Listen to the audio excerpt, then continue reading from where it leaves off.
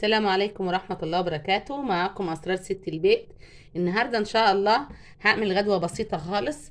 هعمل صينية بطاطس صغيرة كده مع شوية دبابيس موجودين عندي في التلاجة. أول ما جيت من الشغل على طول رحت قلت إيه لازم أعمل غدا خفيف للأولاد، وهعمل معاهم صينية جلاش باللحمة المفرومة. عندي شوية لحمة معصجين في التلاجة، طلعتهم على الرف قبل ما أطلع الصبح وسبتهم لغايه ما يسيحوا، وبعد كده ارجع اعمل معاكم الغدا.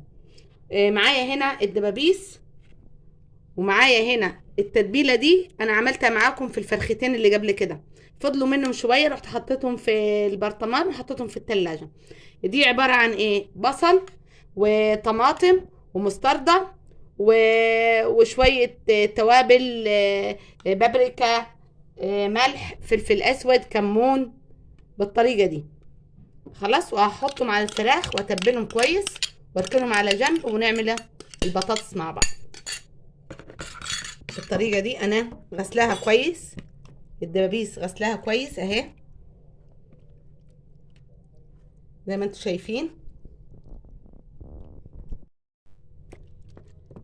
ادخل التتبيله كلها في الدبابيس. انا الدبابيس غسلاها زي ما قلت لكم ومفتحاها بالشكل ده اهو عشان تستوي بسرعه، وهحطها على صينيه البطاطس اللي انا هعملها واركنها شويه واغسل ايدي ونشوف البطاطس هنعملها مع بعض ازاي. واعمل دلوقتي البطاطس. انا سبت الدبابيس بتاعتي تتبل التتبيله اللي انا حطيتها. معايا هنا طماطميتين مبشورين كبار. انا هعمل صينيه بطاطس صغيره يعني مش هعملها كبير على كد الغدا. وبصلايه مبشوره، وجزر مبشور زرايه كبيره كده، وهحط فلفل الوان اصفر واحمر. لو عندك فلفل هي حاميه حطيها. وهحط شويه توم،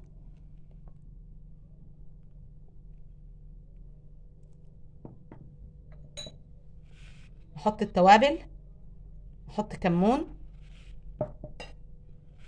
فلفل اسود، ملح،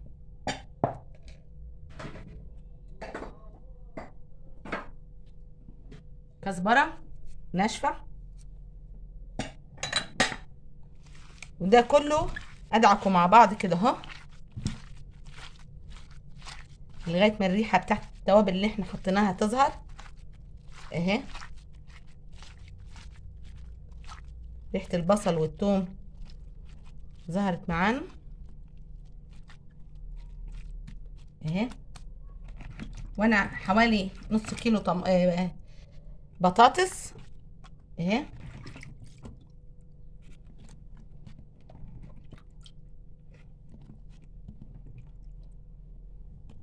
هقلبها كويس كده اهو فيها عشان تدخل في التتبيله برضو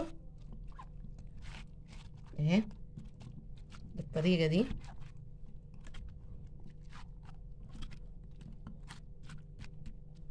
وارص كويس البطاطس بتاعتي علشان هحط فوقيها الدبابيس بالشكل ده. بعد كده احط على الوش شويه زيت،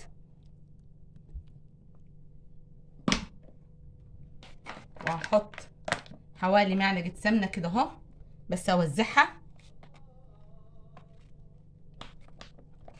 كده اهو.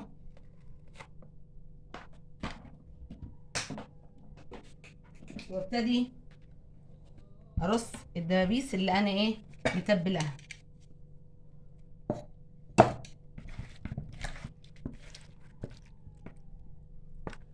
اهي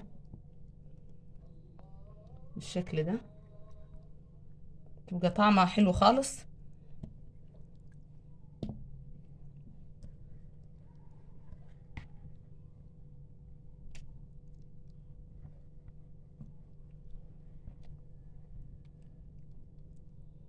اهي واحطها في الفرن ونرجع نشوف هنعمل ايه تاني.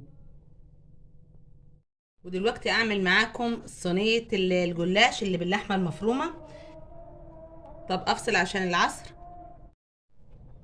ودلوقتي اعمل صينيه الجلاش معاكم. معايا لفه جلاش. انتوا عارفين ان انا بجيب الجلاش اللي بتاع المصانع، ما بجيبش اللي في المحلات، يعني بيبقى لسه معمول طازه.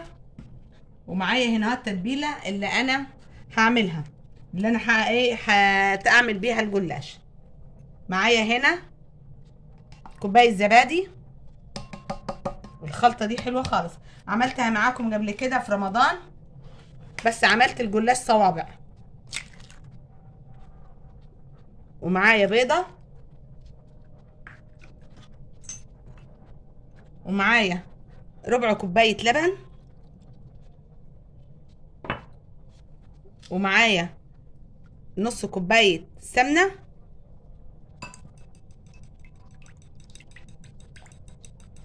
دي خلطه حلوه خالص، هتخلي لك الجلاش مورج معاكي وحلو خالص.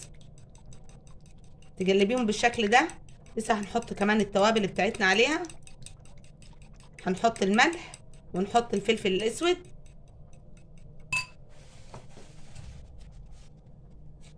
ادي الملح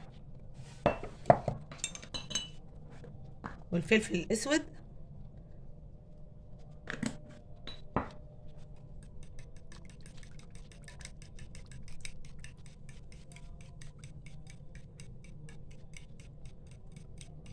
بالشكل ده هركنها لغايه ما نعمل الصينيه مع بعض ونشوف هنعملها ازاي. معايا هنا العصاج ده، هو كنت انا حاطاه في الفريزر، يعني فاض مني، كنت عامله بشاميل وفاض مني وحطيته في الفريزر. معايا هنا الصينيه دهناها سمنه كويس، وهبتدي افرد فيها ورقتين ورقتين كده اهو،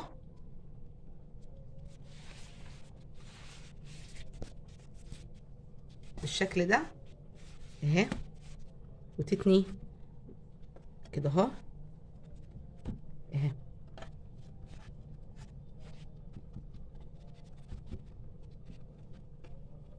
بالشكل ده. بعد كده اخد الخلطه بتاعتي وادهن بين كل ورقتين ما تحطيهم، تدهني من الخلطه دي اهي. لما انا عملتها في رمضان السنه اللي فاتت عملتها صوابع، وكنت ادهن كل صابع زي كده قبل ما احط اللحمه المعصجه. بالطريقه دي تطلع معاكي حلوه خالص، والطعم كمان حلو اهي.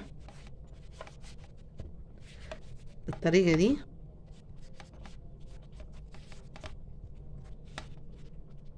برضو تدهني من الخلطه بتاعتك.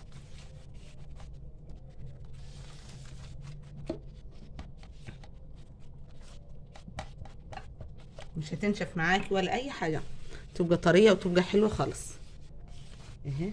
هتاخدي نص اللفه بتاعتك، تحطي نصها، وبعد كده تحطي العصاج، بعد كده تحطي النص التاني. لو ورقه مقطوعه زي كده برضو حطيها في النص عادي اهي، زي كده اهي عادي. بعد كده بتفرديها بعد ما تدهنيها كده.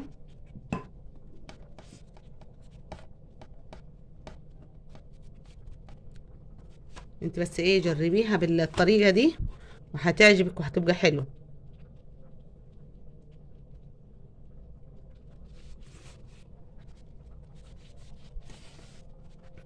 اهي.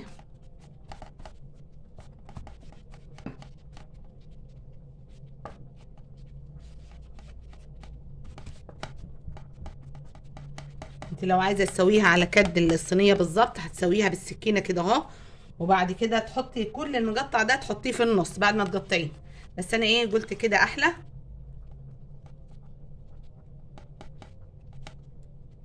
بالشكل ده اهي. بعد كده افضي الخلطه بتاعتي، العصاج بتاعي اهو اهو،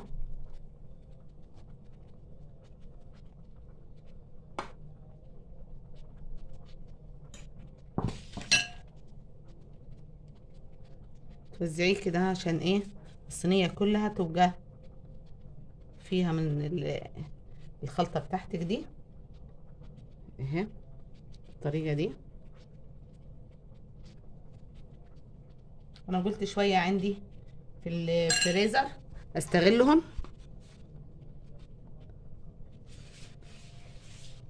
اهي.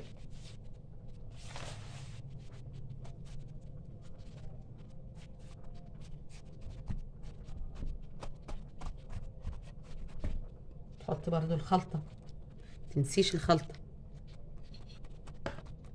بعد كده في الاخر هنا بعد ما تعمل الخلطه دي في تكايه هحطها في الاخر وهنشوفها مع بعض. بس ايه اخلص الاول اللفه بتاعتي خالص.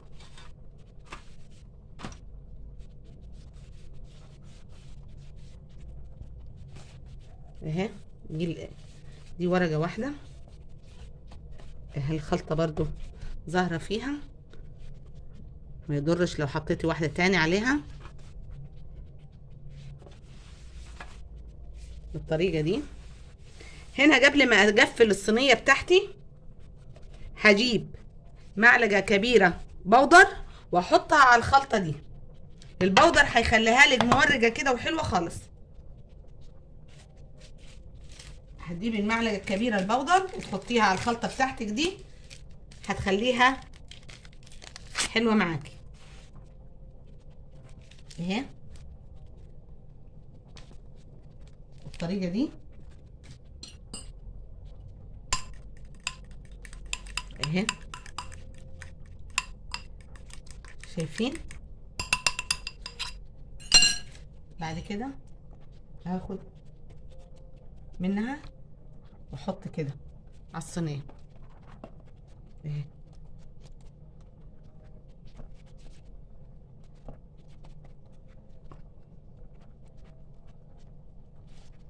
اهي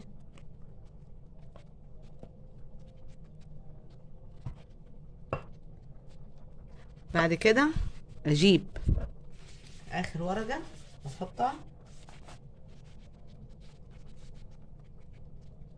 واقفلها كده، يعني ترفعي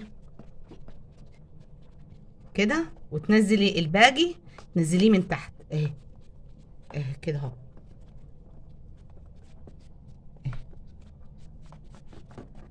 بالطريقه دي هتنزليهم تمسكيهم كلهم كده وتنزلي الحته اللي فاضله تحتيهم عشان تلمي كل ايه الجلاش بتاعك اهي بالطريقه دي.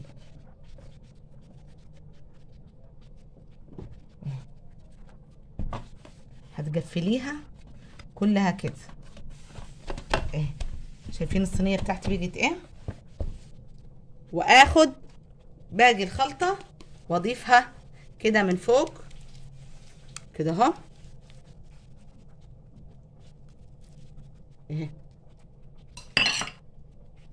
وابتدي ايه اوزعها كده وانزلها اهي اهي.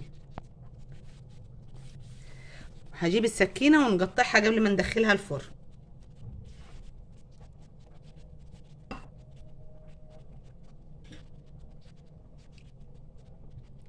التقطيعه اللي انت عايزاها اهي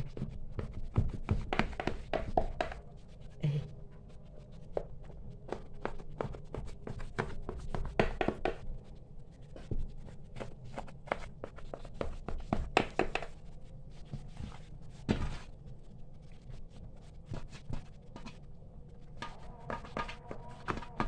اهو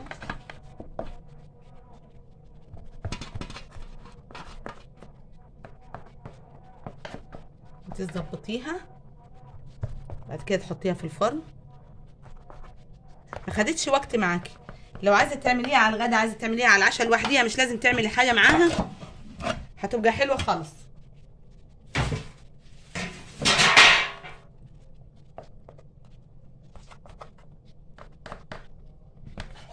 اهي ونظبطها مع بعض وادخلها ايه جوه الفرن، يعني نداري اللحمه بتاعتنا كده بالطريقه دي. واهي وادي الصينيه خلصت معانا ما خدتش وقت. هدخلها جوه الفرن ونشوفها بعد ما تستوي ان شاء الله. وادي اهي صينيه الجلاش اهي طلعتها من الفرن. الريحه بتاعتها حلوه خالص، شايفين المنظر. وادي صينيه الدبابيس بالبطاطس برضو الشكل والريحه حلوه خالص. وان شاء الله يكون عجبكم الفيديو وتجربوه وتغدوا اولادكم بغدوه زي دي بسيطه. والسلام عليكم ورحمه الله وبركاته.